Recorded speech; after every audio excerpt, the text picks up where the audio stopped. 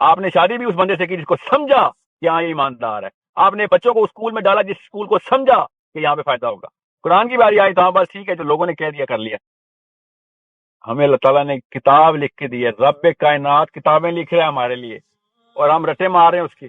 اللہ تعالیٰ کہہ رہے ہیں کہ جب ان کے سامنے یہ آیتیں ریویل کی جاتی ہیں تو ان کے ایمان بڑھ جاتے ہیں. آپ بتائیں تلاوت قرآن سے ایمان کیسے بڑھاتے ہیں؟ آپ مجھے بھی بتائیں وہ فارمولہ کون سا آپ کا. قرآن سمجھے بغیر ایمان کیسے بڑھتا ہے؟ ہدایت، یہ ہدایت ہے. یہ محبت کا سیگا نہیں یہاں پہ لگایا والا، ہدایت کا سیگا لگایا والا نے. سر مگر پرانے لوگ یہ کہتے تھے کہ ہم آخرت کے بارے میں سنتے تو ہم کو لگتا ہے آخرت ہے، ہم کو یقین پیدا ہوتا ہے. اس کو ہرٹ سائیکالوجی بولتے ہیں. زیادہ تر لوگ بول رہے ہوں ان کی بات سن کے یہی لگتا ہے کہ صحیح ہوں گے تو سارے ہی بول رہے ہیں نا. تو سمجھے بغیر آپ نے کہا میرا ایمان بڑھ گیا. آپ کون سی چیز پہ ایمان رکھا ہے آج تک جس کو آپ نے سمجھا نہیں ہے؟ پہلے آپ نے شادی بھی اس بندے سے کی جس کو سمجھا کہ ہاں یہ ایماندار ہے. آپ نے بچوں کو اسکول میں ڈالا جس اسکول کو سمجھا کہ یہاں پہ فائدہ ہوگا. قرآن کی باری آئی تو ہاں بس ٹھیک ہے جو لوگوں نے کہہ دیا کر لیا.